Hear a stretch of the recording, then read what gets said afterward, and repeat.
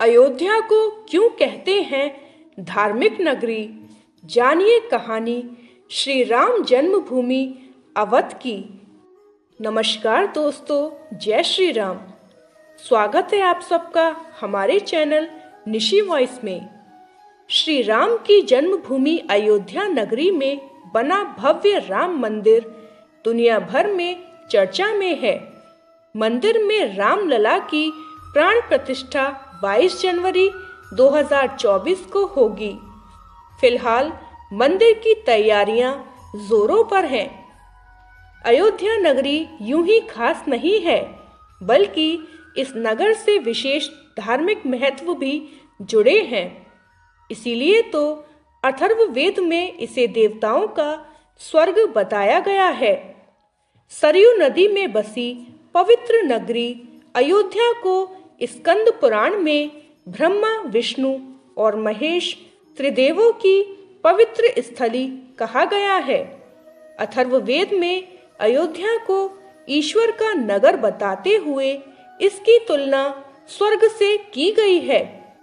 वहीं स्कंद पुराण के अनुसार अयोध्या का अ शब्द ब्रह्मा, य कार विष्णु और ध कार रुद्र का स्वरूप है। वहीं महाकवि महर्षि वाल्मीकि ने भी महाकाव्य रामायण में अवध को पवित्र नगर बताया है। अयोध्या की प्रचलित कथा। अयोध्या नगरी के धार्मिक दृष्टिकोण को लेकर एक कथा खूब प्रचलित है, जिसके अनुसार अयोध्या के महाराज विक्रमादित्य एक बार भ्रमण करते हुए सरयू नदी के पास पहुंचे। उस समय उन्हें अयोध्या की भूमि में कुछ चमत्कार दिखाई दिए। आसपास के संतों ने महाराज विक्रमादित्य को अवध भूमि की धार्मिक महत्ता के बारे में बताया। इसके बाद विक्रमादित्य ने यहाँ विभिन्न मंदिरों, सरोवर, कूप आदि का निर्माण कराया। इसके साथ ही अयोध्या नगरी में एक सीता कुंड भी है। मान्यता है कि इस कुंड में स्नान करने से व्यक्ति के सभी पाप कर्मों का नाश होता है। भारत की प्राचीन सांस्कृतिक सप्तपुरियों में अयोध्या का स्थान प्रथम है। अयोध्या को श्री राम की जन्मभूमि के साथ ही साकेत नगरी के नाम से भी जाना जाता है। हिंदुओं के साथ ही बौद्ध और जैन धर्म के लिए भी अयोध्या नगरी का खास धार्मिक महत्व है।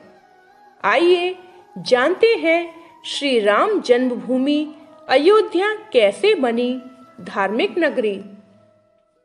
अयोध्या की स्थापना। दोस्तों, हमारे प्रभु श्री राम के लिए इस वीडियो को एक लाइक और चैनल को सब्सक्राइब जरूर करें। रामायण के अनुसार सरयू नदी के किनारे बसी अयोध्या नगरी की स्थापना सूर्यपुत्र वैवस्वत मनु द्वारा की गई। वैवस्वत मनु का जन्म लगभग 6673 ईसा पूर्व बताया जाता है। ये ब्रह्मा जी के पौत्र कश्यप की संतान थे। इसके बाद मनु के 10 पुत्र हुए, जिनमें इल, इक्ष्वाकु, कुशनाम, अरिष्ट, धृष्ट, नारिष्यंत, करुष, महाबली, शर्याति और प्रशद थे। इक्ष्वाकु कुल में ही भगवान राम का जन्म हुआ था। कैसे हुआ देवशिल्पी नगर अयोध्या का निर्माण? स्कंद पुराण के अनुसार जिस तरह से काशी भगवान शिव के त्रिशूल पर टिकी है, ठीक इसी तरह से अयोध्या विष्णु जी के सुदर्शन चक्र पर बसी है। इसे लेकर एक पौराणिक कथा है, जिसके अनुसार मनु ब्रह्मा जी के पास एक नगर निर्माण की योजना लेकर पहुँचे। ब्रह्मा जी ने मनु को भगवान विष्णु के पास भेजा। विष्णु जी ने मनु के लिए साकेत धाम का चयन किया। साकेत धाम के निर्माण के लिए ब्रह्मा जी, मनु, भगवान विष्णु, शिल्पकार भगवान विश्वकर्मा और महर्षि वशिष्ठ गए। भूमि का चयन सरयू नदी के किनारे किया गया और इसके बाद आरंभ हुई देवशिल्पी नगर निर्माण की। इसलिए अयोध्या को साकेत के नाम से भी जाना जाता है।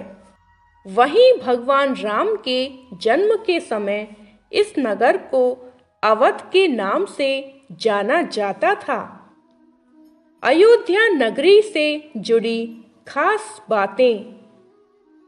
वाल्मीकि रामायण के 5वें सर्ग के बालकांड में अयोध्या का वर्णन करते हुए कहा गया है कि अयोध्या 12 योजन लंबी और 3 योजन चौड़ी थी।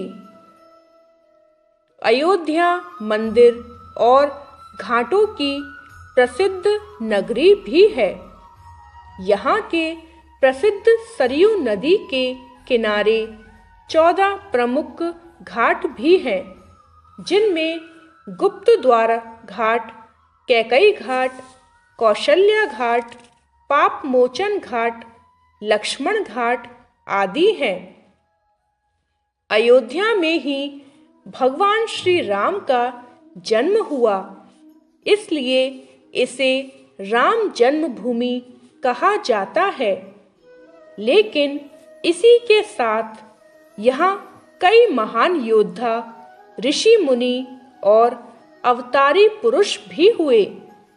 जैन मतानुसार अयोध्या में ही आदिनाथ समेत 5 तीर्थकारों का भी जन्म हुआ था।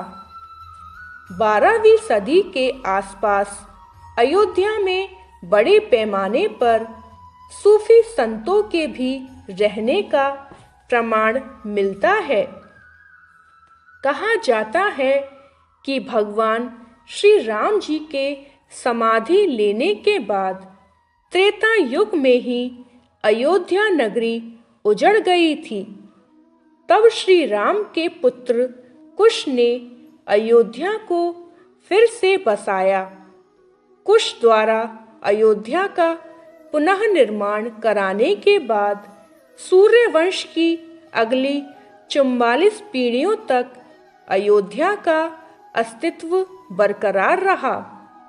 लेकिन महाभारत युद्ध के बाद अयोध्या फिर से उजाड़ हो गई। इसके बाद अयोध्या मौर्य से लेकर गुप्त, कन्नौज, मुगल शासकों के अधीन रही। 1528 में बाबर के सेनापति मीर बकी ने अयोध्या में राम जन्मभूमि पर स्थित मंदिर तोड़कर बाबरी मस्जिद बनवाई थी। इसके बाद भी अयोध्या में मंदिर मस्जिद विवाद नहीं थमा और कई आंदोलन व सांप्रदायिक दंगे हुए। मामला कोर्ट पहुंचा और लंबी लड़ाई के बाद फैसला श्री राम जन्मभूमि के पक्ष में आया। अब एक बार फिर से पवित्र और धार्मिक नगरी श्री राम जन्मभूमि अयोध्या में भव्य मंदिर का निर्माण हुआ, जिसमें रामलला विराजेंगे। मंदिर की प्राण प्रतिष्ठा 22 जनवरी 2024 को होगी। तो दोस्तों, वीडियो पसंद आई हो तो वीडियो को लाइक करके कमेंट में जय श्री राम ज़रूर लिखें। ऐसी ही वीडियो देखने के लिए हमारे चैनल को सब्सक्राइब करें और साथ में बेल नोटिफिकेशन को ऑल पर सेट कर लें। धन्यवाद।